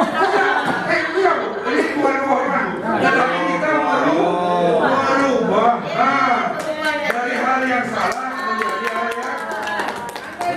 yang Bapak ngajar kelas berapa Pak? Coba saya tanya sisi. ya, kan sekarang Bapak Ibu, cerita Pak Farid ya, berubah ya. sekarang kita harus keras. Kenapa? Karena pada diri sendiri. Itu yang harus kita balik, Bapak Ibu. Baik. Anaknya boleh. Boleh. Jangan. Seandainya ada budak berpeluk. Nah, jangan di sini dan tempat lain aja gitu. Itu jangan. Pak Fur, kalau dia mau peluk tak gitu, kenapa kamu peluk? Takutnya lebih balik kan Bu? Pak Pur ingin. Gitu. Iya betul. Jadi sekarang ini, ya Bapak Ibu, sekarang ditekankan, ya kan? Jadi guru sabar. Ya, betul sekali. Kita, jujur aja Bapak Ibu, ya. Ini kebaikan kita ya.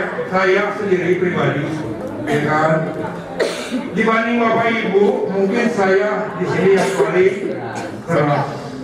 Boleh tanya lah anak-anak, ya. Bapak Ibu di sini mungkin jarang sekali atau mungkin tak berani mukul anak, tapi saya paling sering. Tapi Pak, memang saya akui Bapak sering pukul. Tapi nengoknya aksinya nih jadi sosok Pak Agung jadi Bu Enci yang kayak gitu, jadi Bu Carmila yang sekarang cantik sangat jadi dewa gimana? Dulu koreng ya. Ya, itulah yang perlu kita perdebatkan Bapak Ibu, ya kan? Kenapa? Contoh saya pendidikan zaman dulu. Saya belajar matematik, kenapa saya mulai matematik? Ya, boleh tanya. Itu guru saya ke matematik itu setiap kelas. Ibu jadi pandai. Pak balik ke rumah langsung belajar. Katanya guru kita membuat lulus Pak. Iya. Iya itu tadi Bapak Ibu. Makanya kalau misalnya kita perdebatkan, Bapak Ibu, ya kan, itu tidak akan selesai. Kenapa? Itulah yang kita cari, Bapak Ibu. Saya di sini bukan untuk merubah Bapak Ibu, tidak, karena tidak mungkin. Ya, kita harus sama-sama. Kan tadi saya Bapak Ibu kelas pelajaran. Ini penghargaan, ini ada hal negatif, tapi masih ada hal positif. Nah, kita cari mana yang terbaik. Kita sama-sama, ya kan? Bukan kita di sini dijelaskan bahwa ini tidak boleh, terus kita buat, ya tidak juga. Karena sudah budaya kita jalani, tapi pelan-pelan kita berubah. Ya seperti saya pribadi, ya kan? Berat dibilang itu, benar-benar bilang nggak pernah buat tugas. Dalam hati ini, wah, ini kok. Biasanya kan seperti itu. Kok nggak pernah buat tugas? Aku kerja di rumah, betul. Sekarang ya harus pelan-pelan. Nah, benar. Apa yang mau kita buat? Nanti dia kalau Pak saya buat ini kalau sekarang macam-macam tetap orang di rumah. Jadi aturan memang harus dirubah. Tapi untuk perubahan ke depan ya sama-sama lah kita pelan-pelan ya, Bapak Ibu. Itulah. Bu, Pak Pur. Oke. Lanjut. Nanti kalau saya marah. Nah ini dia Bapak Ibu. Inilah Bapak Ibu yang kita buat sekarang. Segitiga restitusi. Jadi sekarang Bapak Ibu, ada 3 langkah yang harus kita buat. Belum. Yang pertama, nih Bapak Ibu, yang pertama stabilkan dulu identitas dia Ibu. Ini langkah pertama dalam segitiga restitusi. Maksudnya apa Pak? Stabilkan identitas selanjutnya. Nih ya Bapak Ibu. Jadi kalau misalnya kita memberikan anak hukuman atau apa, kita buatlah seperti ini langkah-langkahnya. Yang pertama kita stabilkan dulu identitasnya Bapak Ibu. Jadi misalnya guru berkata berbuat salah itu adalah hal yang manusiawi, ya kan? Atau tidak ada manusia yang sempurna, ya kan? Bapak Ibu juga buat salah, ya kan? Ya, seperti saya kan, pakai anak kok terlambat, berat dalam hati, aku juga sering terlambat. Itu dia, Bapak Ibu juga buat. Tapi jangan diungkapkan, Pak. Di sini di dalam ini boleh. Saya juga manusia, dulu berarti sering buat salah. Nah jadi anak-anak itu kan angkat. Ketika anak-anak sudah terangkat, dia akan terbuka. Dia akan menjelaskan apa yang salah. Ya kan? Bukan langsung. Kenapa kau buatnya gitu? Bodoh. Nah seperti itu. Bodoh. Udah bolot, tak mau nyawa tugas. Jadi ini yang harus kita rubah. Ya. Yang kedua, ini dia yang kedua, menanyakan keyakinan. Ya.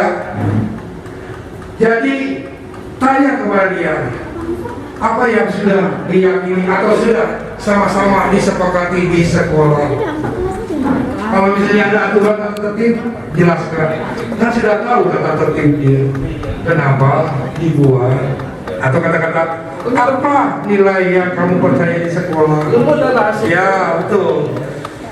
Ya, kamu ingin jadi seperti apa dan seterusnya lah. Yang terakhir baru terus aja terakhir. Mana ulang. Yang pertama ulang. Terus. Nah ini dia. Yang kedua sorry Bapak Ibu, validasi kebutuhan. Ya. Jadi di sini ada 3 tahap. Sekali lagi ulang boleh bilang. Yang pertama, 1, stabilkan identitas. Ya. Kedua, validasi kebutuhan dia Bapak Ibu. Jadi ulang. Ya ini kamu bisa saja melakukan hal lebih buruk dari ini. Tapi kamu tidak melakukannya. Yang kedua, kamu pasti punya alasan mengapa melakukannya. Yang ketiga, apa yang penting bagi kamu. Kamu boleh tak berusaha menjaga sikap itu, tapi tambahkan sikap yang lain yang lebih baik dan lain-lain. Jadi Bapak Ibu, di sini validasi kebutuhan dia. Dia pasti melakukan itu ada kebutuhannya, ada motivasinya, ya kan? Bapak Ibu pun melakukan hal sesuatu pasti ada kebutuhannya. Nah ini, tolong Bapak Ibu cari apa sebenarnya yang dimau dia. Nah kalau bisa kita penuhi, kalau kita sanggup, kalau tidak, ya kita cari pemecahannya. Jadi ini yang penting. Nah baru setelah itu, yuk sama-sama kita kan punya kesepakatan kelas, kita punya keyakinan kelas, kita punya aturan. Apa yang mau kamu perbaiki dari apa yang telah kamu lakukan. Jadi seperti itu Bapak Ibu, untuk melakukan ini ada segitiga restitusi yang kita lakukan. Jadi ke depan Bapak Ibu tidak lagi harus marah-marah, tidak harus ngamuk, tidak harus mukul anak, tidak harus.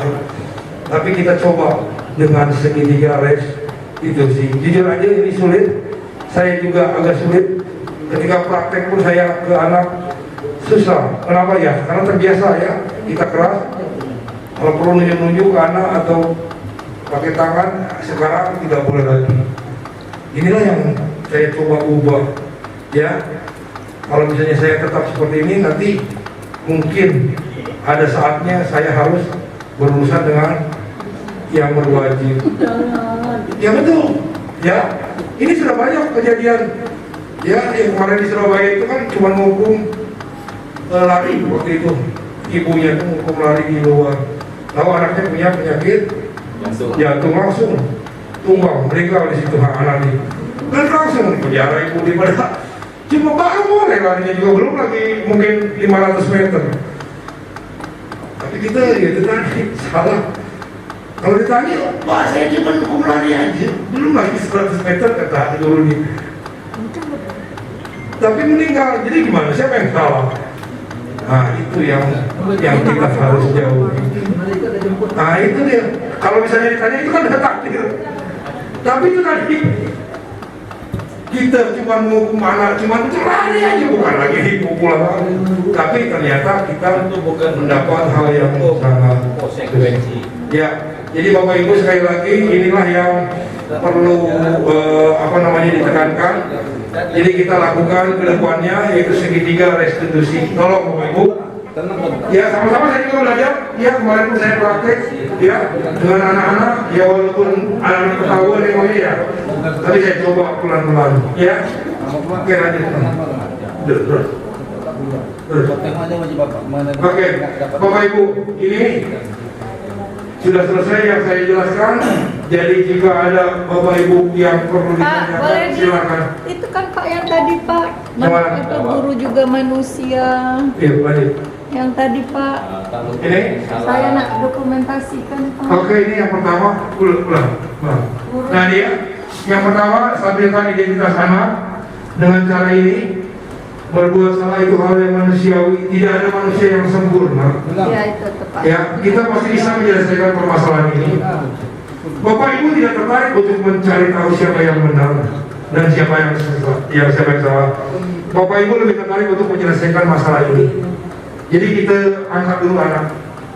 Ya.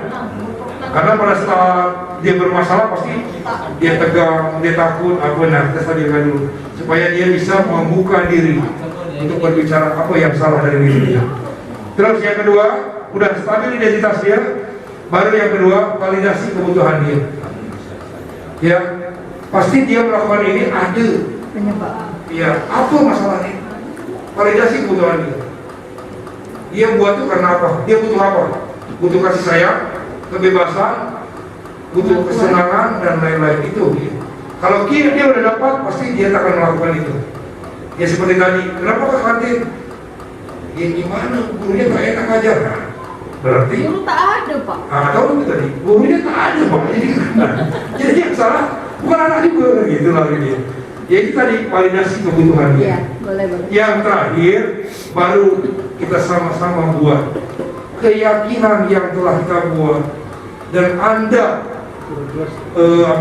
langgar dan bagaimana Anda mau memperbaiki ini. Kita tanyakan ke dia, Jadi bukan kita yang menentukan hukuman ini, biar dia tentukan sendiri. Kalau mau kita tawarkan, nih bapak punya 3, mana yang kira-kira kamu pilih? Atau anda punya sendiri, kira-kira mau seperti apa? Nah, itu dari. Jadi dia punya kebebasan untuk memilih apa yang harus dilakukan untuk memperbaiki. Ya kan? Kayak kemarin saya hukum gitu kan, dia nanti saya minta maaf di depan kelas kepada kawan-kawan, terus saya tidak akan mengulanginya lagi. Nah itu tadi, dia yang milih sendiri, saya tidak disuruh gitu. Paham Bapak Ibu? Ya, nah inilah yang Bapak Ibu yang perlu saya jelaskan pada modul 1.4 ini tentang budaya positif. Jadi jika ada Bapak Ibu yang kurang paham, silahkan bertanya. Di luar juga boleh, di sini silahkan. Dan yang sekali lagi Bapak Ibu, saya di sini bukan untuk merubah Bapak Ibu, tidak, karena tidak akan bisa dan tidak akan mungkin. Bapak Ibu punya keinginan dan motivasi sendiri, tapi kita sama-sama, ya kan, untuk memimpin dunia pendidikan atau sekolah, terutama sekolah kita untuk ke arah yang lebih baik. Yuk kita berubah. Kenapa? Karena kita tidak mungkin stagnan seperti ini terus. Ya, kita terlalu masuk ke zona nyaman. Jadi kalau kata ibu ini sudah cukup, saya seginilah, ya kan? Kalau kata pas ibu ini kan cuma duniawi. Fokus ke akhirat, nah seperti itu. Jadi ini tidak ada perubahan. Ya begini lah. Karena ada cuma ini ya udah. Kita tidak mau berubah ke arah yang lebih baik. Nah, kalau bisa kita sama-sama Bapak Ibu. Ya, tujuan dari sekolah penggerak yang pertama adalah membuat Bapak Ibu tergerak. Dan inilah yang sulit dan paling sulit, yaitu tergerak. Kalau Bapak Ibu sudah tergerak, insya Allah Bapak Ibu mau bergerak. Dan kalau Bapak Ibu bergerak, pasti yakin Bapak Ibu mau untuk menggerakkan. Nah jadi yang langkah pertama inilah yang paling utama Bapak Ibu. Tadi posisi kontrol, bahwa yang mengontrol diri Bapak Ibu adalah diri Bapak Ibu sendiri, bukan saya, bukan yang lain. Jadi kalau Bapak Ibu bisa bergerak, insya Allah bergerak ke mana? Atas, ke bawah, kiri, kanan, itu yang harus kita cari.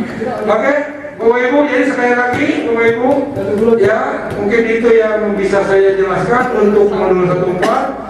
Jika ada yang kurang, saya mohon maaf, atau salah kata, saya mohon maaf. Mungkin itu aja yang bisa saya jelaskan. Kita sekali lagi sama-sama menuju ke arah yang lebih baik. Assalamualaikum warahmatullahi wabarakatuh.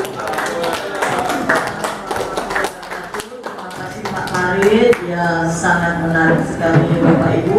Jadi kita coba akan terus mengadakan seperti ini, 1 minggu 1 kali di hari Sabtu.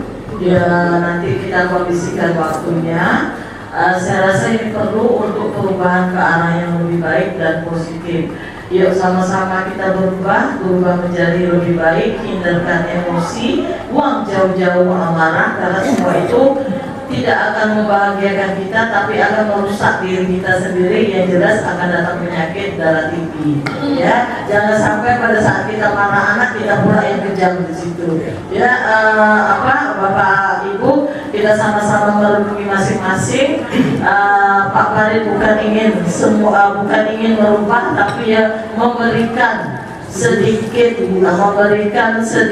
stimulus, kata Pak Saiful, memberikan paparan yang sepertinya lebih mudah teori daripada praktek, tapi yuk kita sama-sama berubah. Ingat Bapak Ibu, tantangan 2023 kita sekolah penggerak, PMM harus kita tuntaskan.